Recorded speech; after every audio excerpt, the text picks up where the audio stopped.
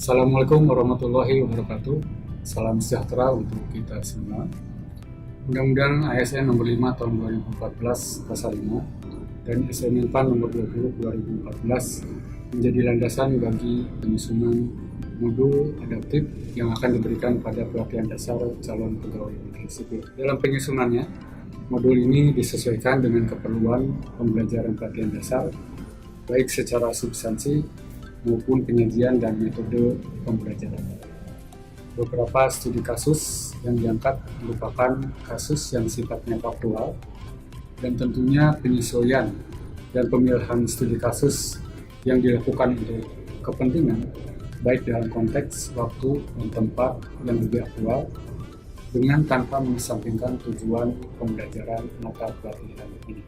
Adapun hasil belajar dari pelatihan modul adaptif ini adalah pertama, bahwa peserta dapat memahami alasan mengapa nilai-nilai adaptif perlu diaktualisasikan dalam pembelajaran atau pelaksanaan tugas jabatan. Yang kedua adalah memahami konsep adaptif secara konseptual dan teoritis tentunya, dan terus berinovasi dan antusias dalam menggerakkan serta menghadapi perubahan. Yang ketiga adalah menjelaskan panduan perilaku atau kode etik dari adaptif. Yang keempat adalah memberikan contoh perilaku dengan cepat untuk menyesuaikan diri menghadapi perubahan, terus berinovasi, mengembangkan kreativitas, bertindak proaktif, serta menganalisis kasus per kasus untuk menjadi contoh penerapan adaptif secara tepat. Adapun sistematika dari modul adaptif ini adalah pertama, bab 1 terkait alasan-alasan atau mengapa adaptif. Yang kedua adalah memahami adaptifnya itu sendiri. Yang ketiga adalah panduan perilaku adaptif. Keempat adalah adaptif dalam konteks organisasi pemerintah.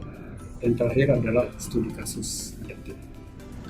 Pada bab pertama tentang mengapa adaptif, bab ini membahas mengenai berbagai perubahan atau isu perubahan lingkungan strategis sebagai variabel penting yang menjadi alasan mengapa nilai-nilai adaptif harus ditanamkan atau diaktualisasikan.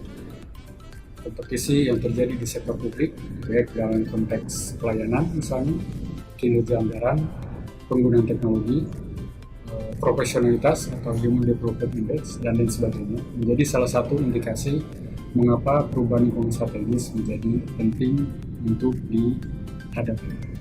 Demikian pula dengan perkembangan teknologi.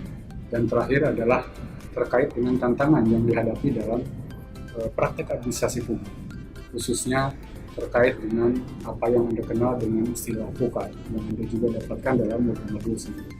Dalam bab selanjutnya, di bab 2, memahami adaptif, maka bab ini tidak mendorong Anda untuk menghafal atau memahami definisi dari adaptif. Justru yang kita bangun adalah persepsi yang sama terkait dengan konsep adaptif, khususnya bagaimana prakteknya di sektor publik.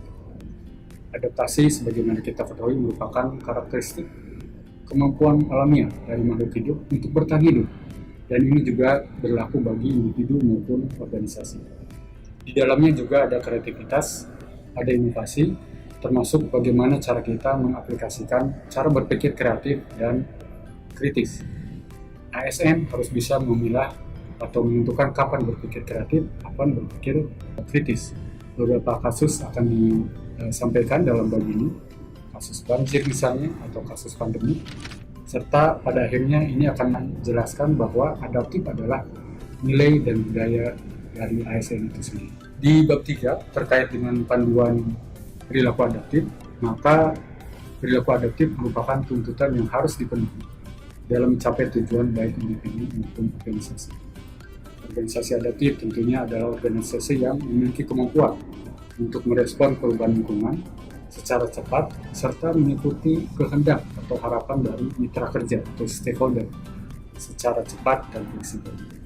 Termasuk di dalamnya nanti adalah budaya organisasi yang merupakan faktor penting dalam organisasi sehingga efektivitas organisasi dapat ditingkatkan dan mencapai tujuan-tujuan organisasi itu sendiri. Pada bab terkait dengan adaptif dalam konteks organisasi pemerintah, misalnya kita merujuk pada Grindel yang menjelaskan bahwa pengembangan kapasitas pemerintah adaptif memiliki 3 indikator. Pertama adalah pengembangan SDM adaptif. Yang kedua adalah penguatan organisasinya. Dan ketiga adalah pembaharuan institusional adaptif. Beberapa contoh, salah satunya dari kasus Singapura yang diungkapkan dalam buku Dynamic Governance oleh Nguyen Chen, juga menyodorkan cara dan praktek bagaimana pemerintah Singapura dalam menghadapi perubahan lingkungan digital. Tidak lupa juga Validanas yang menjelaskan bahwa organisasi yang tangguh atau resilient organization adalah organisasi yang dibangun melalui 5 dimensi yang bisa kita pelajari. Pertama adalah kecerdasan organisasi, kedua adalah sumber daya, ketiga desain, keempat adaptasi, dan kelima budaya. Dan terakhir, untuk bab studi kasus adalah mendorong peserta untuk mempelajari kasus-kasus yang terkait dengan bagaimana kapasitas adaptasi dilakukan atau dipraktekkan dalam tingkat individu maupun organisasi. Misalnya dalam kasus bagaimana mewujudkan Indonesia Emas 2045, atau kasus penggunaan yang sifatnya mikro, penggunaan aplikasi Peduli Lindungi. Dan ada satu lagi kasus di sektor bisnis yang tentunya juga bisa menjadi pembelajaran bagi kita semua. Modul ini disajikan mudah-mudahan bisa menanamkan nilai-nilai adaptif bagi para kawan-kawan calon ASN, calon PNS pada pelatihan dasar ini, dan semoga bisa membangun ASN yang lebih baik. Untuk itu saya ucapkan selamat belajar, selamat bekerja, dan selamat berkolaborasi, dan selamat datang di dunia birokrasi. Terima kasih. Assalamualaikum warahmatullahi wabarakatuh.